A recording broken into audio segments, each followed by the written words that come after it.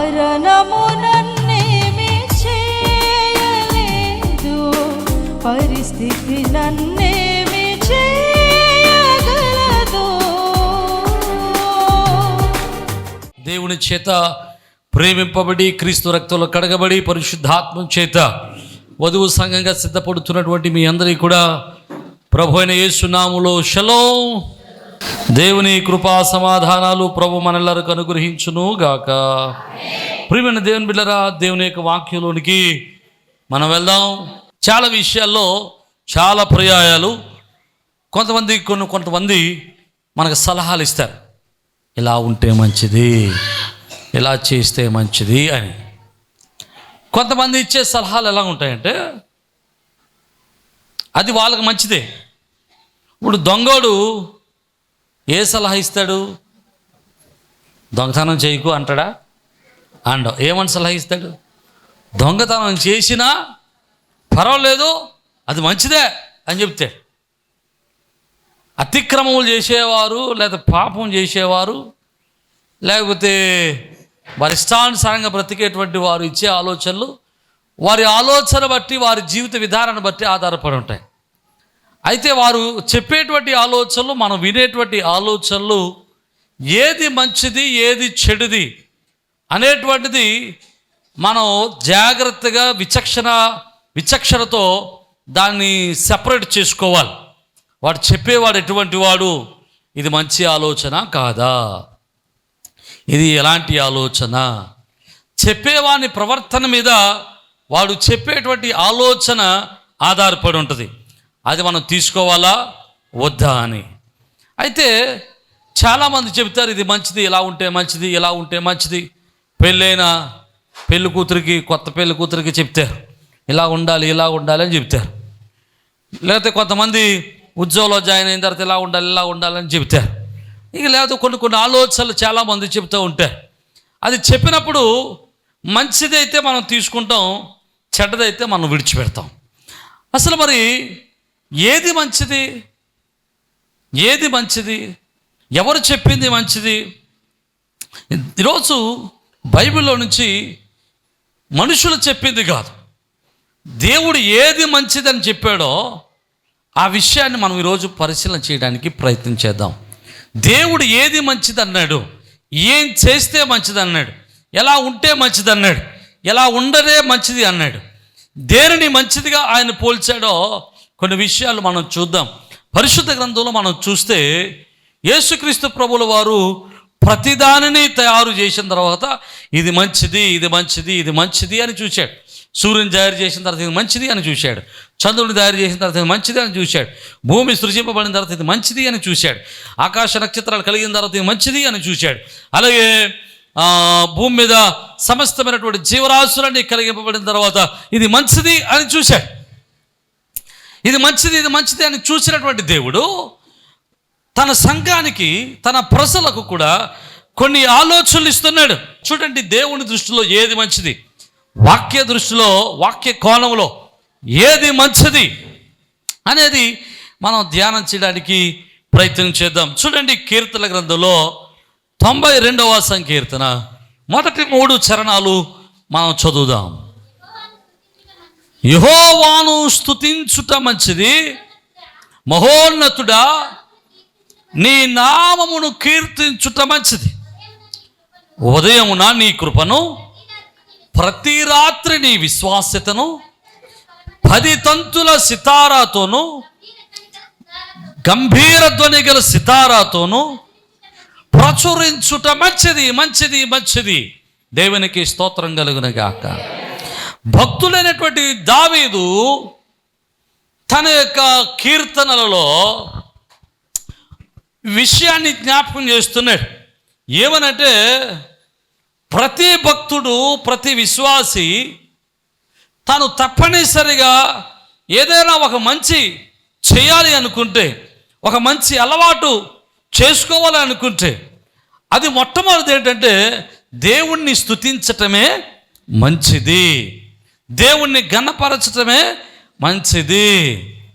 ఎందుకు దావీదు దేవుణ్ణి స్తుతించటం మంచిది అన్నాడంటే, దావీదుకు ఉన్నటువంటి ఒక అలవాటు, ఆ స్తుతించేటువంటి అలవాటు చిన్నప్పటి నుండి దేవుణ్ణి స్తుతించే అలవాటు దావీదుకు ఉంది. జాగ్రత్తగా మనం పరిశీలన చేస్తే కీర్తన గ్రంథంలో 119వ సంకీర్తన 164వ వచనం చరణంలో ఒక చక్కటి మాట అంటాడు చూడండి. 160 నీ న్యాయ విధులను బట్టి దినములకు 7 మార్లు నేను నిన్ను స్తుతించుచున్నాను. దేవునికి మహిమ కలుగును గాక. దావీదు రోజుకి ఎన్నిసార్లు స్తుతిస్తున్నాడట? 7 పర్యాయాలు స్తుతిస్తున్నాడట. 7 పర్యాయాలు. దావీదు రోజుకి ఎన్నిసార్లు ప్రార్థన చేసేవాడు? 3 సార్లు ప్రార్థన చేసేవాడు. 3 సార్లు ప్రార్థన, 7 సార్లు స్తుతి. దావీదు ప్రార్థన కంటే స్తుతికే ప్రాధాన్యత ఎక్కువ ఇచ్చాడు. ప్రార్థన చేసేవాడు, కానీ ప్రార్థన కంటే స్తుతికే ఎక్కువ సమయాన్ని కేటాయించాడు. ప్రార్థన అంటే దేవునితో మాట్లాడడం, దేవునితో తన విషయాలు చెప్పుకోవటం. స్తుతి అంటే దేవుడు చేసిన మేలులను బట్టి ఆయనకు కృతజ్ఞతలు చెల్లించటం. దేవునికి స్తోత్రం. దేవునికి మహిమపరచటం, ఆయన చేసిన మేలును మర్చిపోకుండా ధ్యానం చేయటం.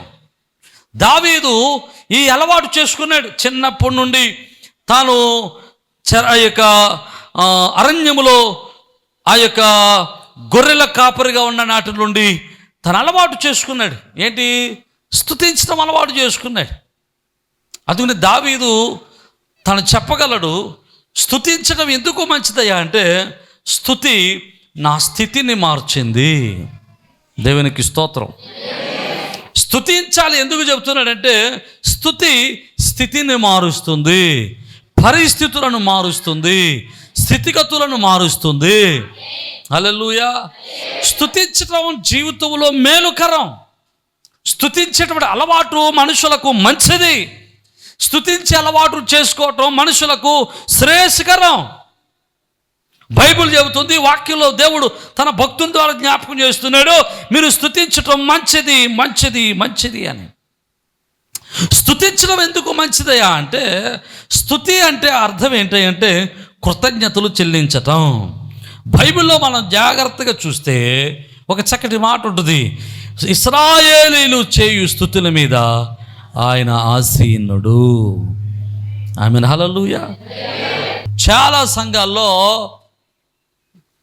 ఒక అలవాటు ఉంటుంది, అది నేను తప్పు అని అనటం లేదు, వాళ్ళ ఇష్టం, వాళ్ళ అవగాహన బట్టి ప్రభుని ఆరాధన చేస్తున్నారు. కొన్ని సంఘాల్లో ఎలా ఉంటుందంటే వాళ్ళు బలిపీఠం మీద ఒక ప్రక్కన ఒక 3 కుర్చీలు వేస్తారు.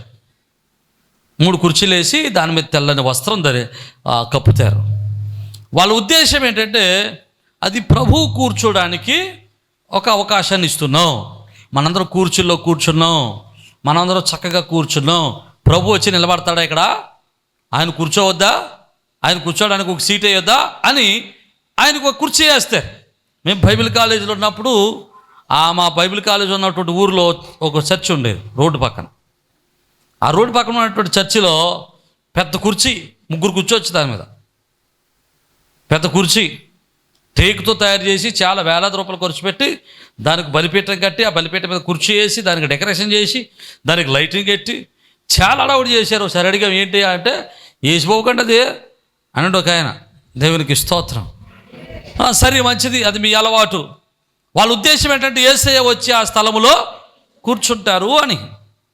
కానీ యేసయ్యకు భౌతికమైనటువంటి కుర్చీలలో కూర్చోడు ఆయన. ఆయనకు వేయాల్సినటువంటి సింహాసనం ఏంటంటే, ఆయనకు వేయాల్సినటువంటి కుర్చీ ఏంటంటే స్తుతియే. నమ్మిన వారు దేవునికి స్తోత్రం. స్తుతి చెల్లించడమే ఆయన కుర్చీ వేయటం, స్తుతి చెల్లించడం ఆయనకి సింహాసనం వేయటం. నువ్వెంత ఎక్కువ స్తుతి చెల్లిస్తే అంత పెద్ద కుర్చీ వేసినట్లు, ఎంత ఎక్కువగా స్తుతి చెల్లిస్తే, ఎంత మంచిగా ప్రభువుని స్తుతిస్తే అంత మంచి కుర్చీ వేసినట్లు. అంటే మనం ప్రభువుని స్తుతించడమే ఆయనకు ఒక సింహాసనాన్ని వేయటం. మనం ఎప్పుడైతే సింహాసనాన్ని వేస్తున్నామో, ఎప్పుడైతే ప్రభువుకు ఒక సింహాసనాన్ని వేసి ఒక కుర్చీని వేసి ఆయన ఆహ్వానిస్తున్నామో, ఆయన ఆ స్తుతుల సింహాసనం మీద కూర్చుంటాడట.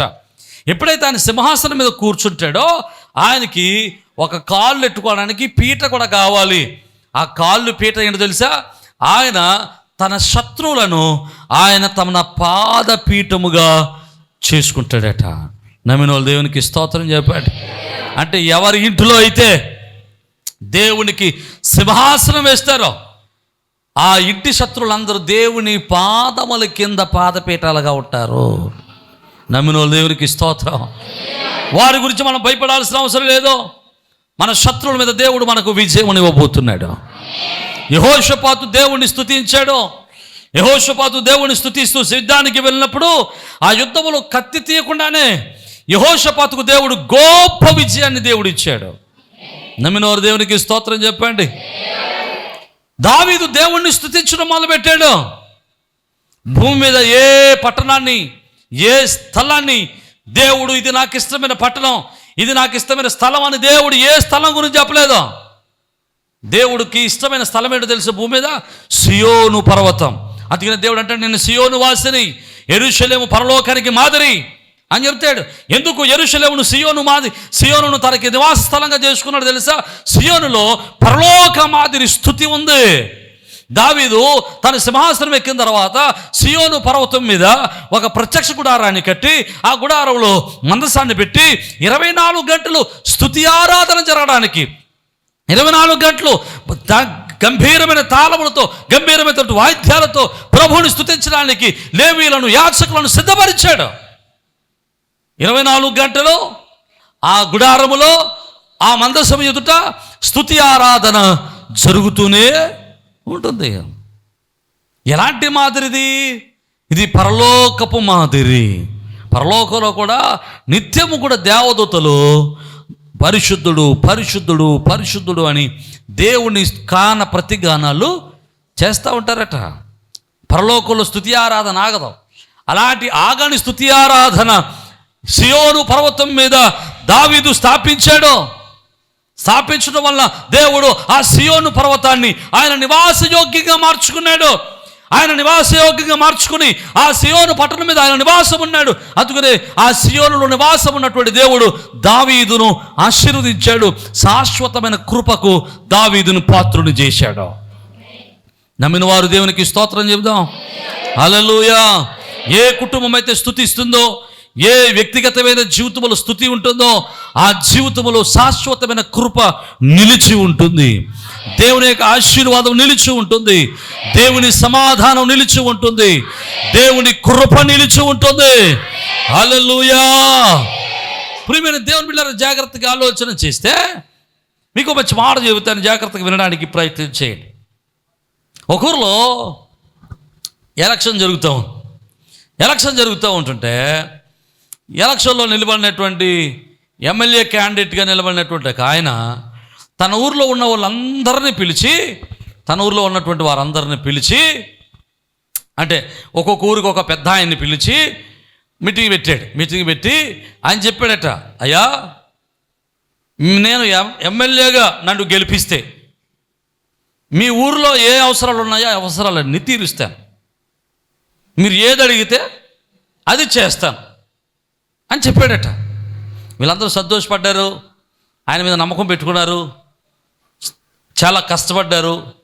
ఎలక్షన్లు అయినాయి, ఈయన గెలిచిన కొన్నాళ్ళకి గెలిచిన తర్వాత ఆ మీటింగ్ పెట్టాడు. మళ్ళా ఎవరైతే సహకరించారో అందరి చేత మీటింగ్ పెట్టాడు.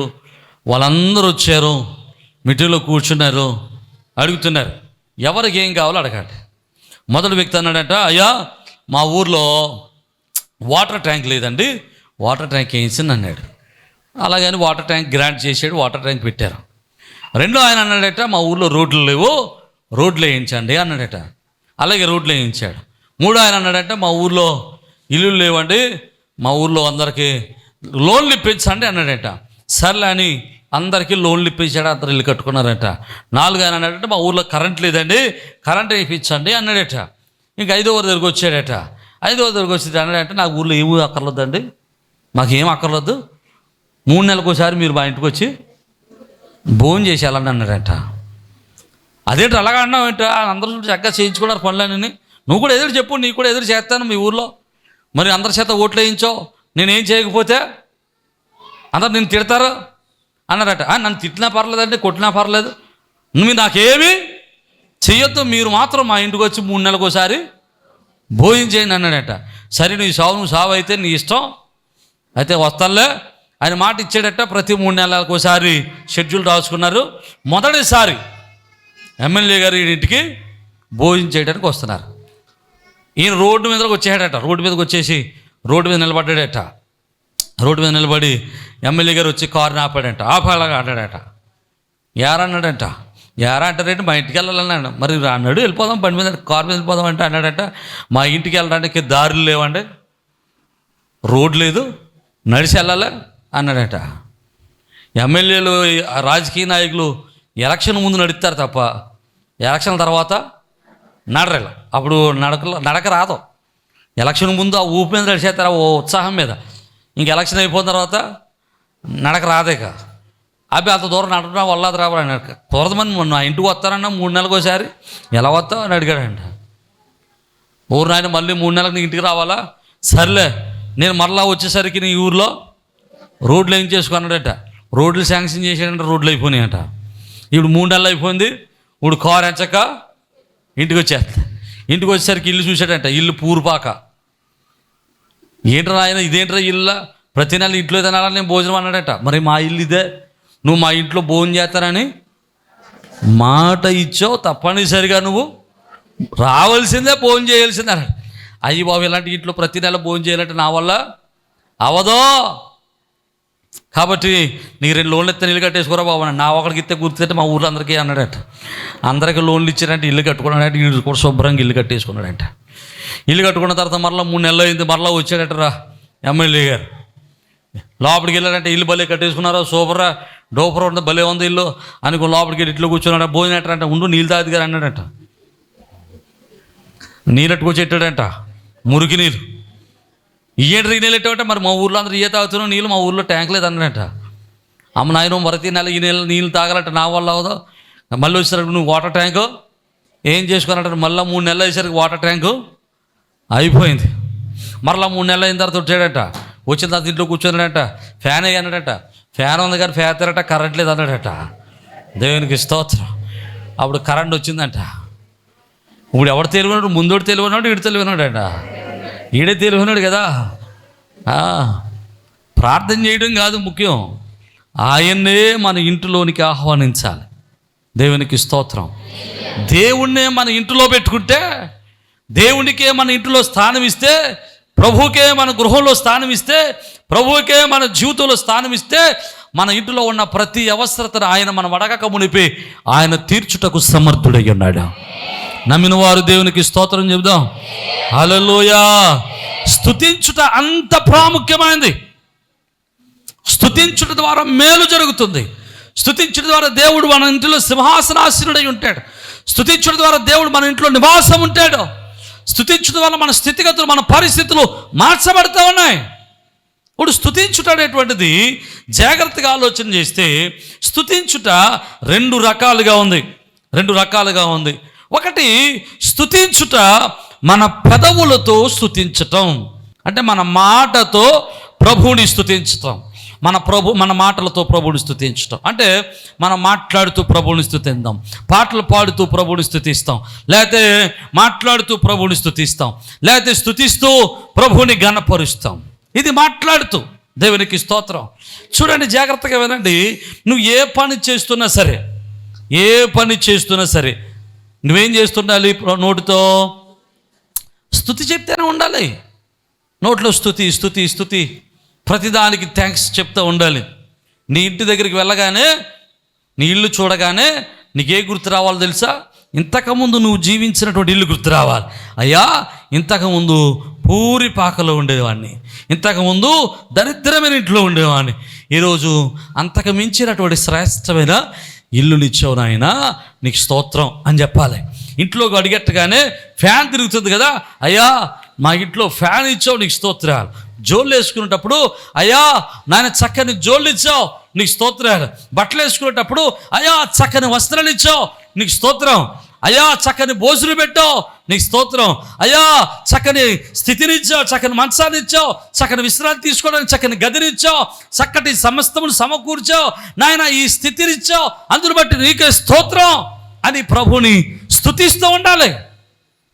బండి వేసుకుని వెళ్తున్నావా, బండి మీద వెళ్తున్నావా, ప్రభువుని స్తుతిస్తూ ఉండాలి. కొండలతో ఉంటున్నావా, ప్రభువుని స్తుతిస్తూ ఉండాలి.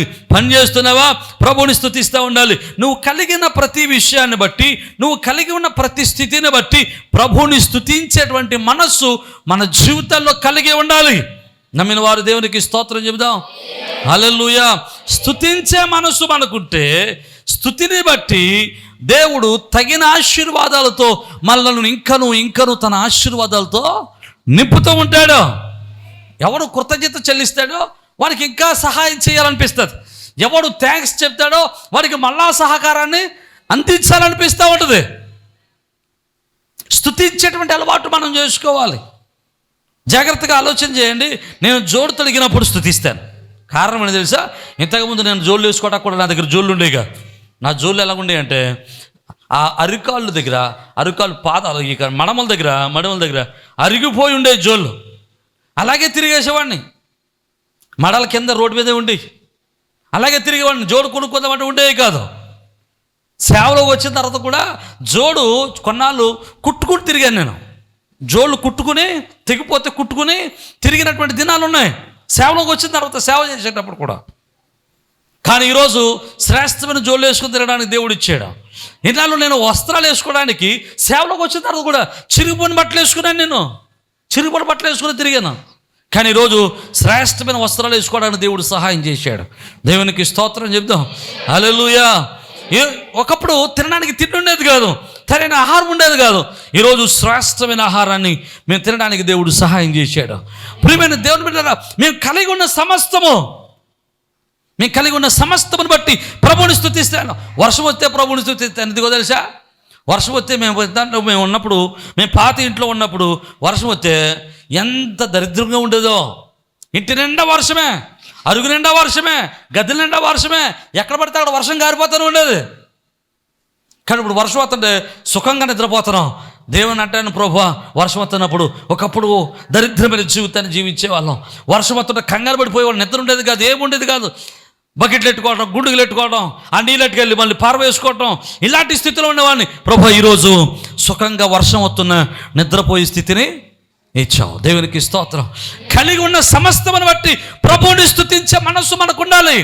హృదయాంతరంగంలో నుండి మన మనస్సులో నుండి దేవునికి స్తుతి రావాలా? దేవునికి స్తోత్రం. కలిగి ఉన్న ప్రతి దానిని బట్టి మన నోటిలో నుంచి ప్రభువుకు స్తుతి రావాలి. అలాగొస్తే నీ అవసరాలన్నిటినీ దేవుడు తీరుస్తాడు. హల్లెలూయా. ఎందుకంటే నువ్వు ఆయన చేసిన మేలును మరిచిపోయే గుణం నీకు లేదు గనుక. మరిచిపోయేవాడికి మళ్ళీ ఎవడ చేయడు. ఆయన స్తుతిస్తూ ఉంటే ఆయన నీకు మేలు చేస్తూనే ఉంటాడు. రెండవది, ఒకటి మన పెదవులతో ప్రభువుని స్తుతించాలి, ప్రభువుని ఘనపరిచే వారమై ఉండాలి. రెండవది, ఇక దేనితో ఘనపరచాలో చూడండి. సామెతల గ్రంథము 3వ అధ్యాయము 9వ వచనాన్ని మనం చదువుదాం. చూడండి, సామెతల గ్రంథం 3వ అధ్యాయం 9వ వచనం. మీ రాబడి అంతటిలో ప్రథమ ఫలమును నీ ఆస్తిలో భాగమును ఇచ్చి యెహోవాను ఘనపరచుము. దేవునికి స్తోత్రం కలుగును గాక. వాక్యం చెబుతుంది, దేవుణ్ణి స్తుతించటం మంచిది, దేవుణ్ణి ఘనపరచటం మంచిది. ఒకటి, పెదవులతో ప్రభువుని స్తుతించాలి. రెండవది, ఎలా స్తుతించాలట? మన ఆస్తితో దేవుణ్ణి ఘనపరచాలట. నమ్మిన వారు దేవునికి స్తోత్రం చెప్పండి. హల్లెలూయా. ఈ పదం వచ్చేసరికి ఎవరికి ఇష్టం ఉండదు కదండి. ఈ పదం వచ్చేసరికి ఎవరికి ఇష్టం ఉండదు. ఇందాక ఎంత బాగా చెప్పారో, స్తుతి చెల్లించండి అంటే ఎంత స్తుతి అయినా చేసేస్తాం మనం. దేవునికి స్తోత్రం కదండి. దేవుణ్ణి ఇలా ఘనపరచనని వాక్యం చెప్తే మాత్రం అది పాస్గా చెప్తున్నాను అంటారు. ఇందాక దాకా దేవుడే చెప్పాడు, కానీ ఇప్పుడు ఎవడు చెప్తున్నాడు? ఇది మాత్రం పాస్ట్ గారు చెప్తున్నాడు కదండి. మన దృష్టిలో అలాగే ఉంటుంది. ఇది నేను చెప్తున్న మాట కాదు, స్వయంగా భక్తుడును దేవుడి చేత ప్రేరేపబడినటువంటి మహాజ్ఞానటువంటి సొలొమోను చెప్తున్నాడు. ఏమనట? ఆస్తిలో భాగం ఇచ్చి నీ ధనముతో దేవుణ్ణి ఘనపరచాలి. నువ్వు దేవుణ్ణి ఘనపరిచేవాడిగా ఉంటే దేవుడు నిన్ను ఘనపరుస్తాడు. హల్లెలూయా. అందులో సమూయేలు భక్తుల ద్వారా రాయబడుతున్న గ్రంథం, సమూయేలు గ్రంథం రాయబడుతూ ఉంది, దేవుణ్ణి ఘనపరిచేవాడిని ఆయన ఘనపరుస్తాడు. దేవునికి స్తోత్రం. నువ్వు దేవుణ్ణి ఘనపరిస్తే దేవుడు నిన్ను ఘనపరుస్తాడు. మనం దేవుణ్ణి ఘనపరిచేటప్పుడు ఇక్కడ అంటున్నాడు, నీ ఆస్తితో దేవుణ్ణి ఘనపరచాలి, నీ ధనముతో దేవుణ్ణి ఘనపరచాలి. ఎందుకు ఆస్తితో ఘనపరచాలి? ఎందుకు ప్రథమ ఫలములు ఇవ్వాలి? ఎందుకు దశమ భాగాలు ఇవ్వాలి? దాని అర్థం ఏంటో తెలుసా? అయ్యా నీవు దాని అర్థం చెప్తాను, జాగ్రత్తగా వినడానికి ప్రయత్నం చేయండి. ఇది అంతరంగములో జరిగినటువంటి స్థుతికి, అంతరంగములో కలుగుతున్నటువంటి స్థుతికి, అంతరంగములో మనం చెల్లించేటువంటి స్థుతికి బాహ్య రూపం. ఇది బాహ్య రూపం. నాకు కలిగి ఉన్నదంతా కూడా ఇది నాది కాదు. నీ కలిగి ఉన్న సమస్తమును కూడా ఇది దేవుడిచ్చిందే. నేను కలిగి ఉన్న దాని మీద నాకు గర్వం లేదు, నాకు అహం లేదు, ఇది ప్రభువు ఇచ్చిందే అని చెప్పడానికి నువ్వు ప్రభువు ఇచ్చిన దాంట్లోండి భాగాన్ని ప్రభు దగ్గరికి తీసుకురావాలి. దేవునికి స్తోత్రం. దాని అర్థం ఏంటో తెలుసా? నీ అహాన్ని చెప్పుకుంటున్నావు, దేవుణ్ణి ఘనపరుస్తున్నావు. ఇది ప్రభు ఇచ్చిందే అని ప్రభువుని ఘనపరుస్తున్నావు. ప్రభు ఇది నీ వల్ల కలిగి ఉన్నామని ప్రభువు చెబుతున్నావు. ఇది నీ వల్ల కలిగి ఉన్నానని ప్రభువుని స్తుతిస్తూ ఉన్నావు.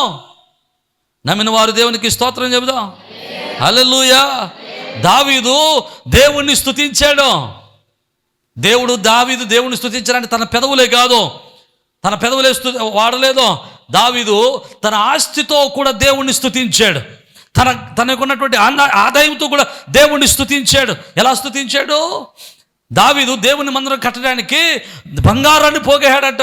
అంటాడు, అయ్యా నా కష్ట స్థితిలో నుంచి నేను పోగుపెట్టినటువంటి బంగారం, దేవుని మందిరం కొరకు నేను ఏర్పాటు చేసిన బంగారం ఎంత? 32,20,000 కేజీల బంగారం. దేవునికి స్తోత్రం. ఎంత పోగొట్టాడు? ఎంత ఇచ్చాడు మందిరానికి? 32,20,000 కేజీల బంగారాన్ని ఇచ్చాడు దేవునికి. నమ్మిన వారు దేవునికి స్తోత్రం చెప్పండి. హల్లెలూయా. కదండి, మనం అందరం కలిసి మన జీవితకాలం అంతా ఇచ్చిన 1 కేజీ బంగారం కూడా అవదేమో.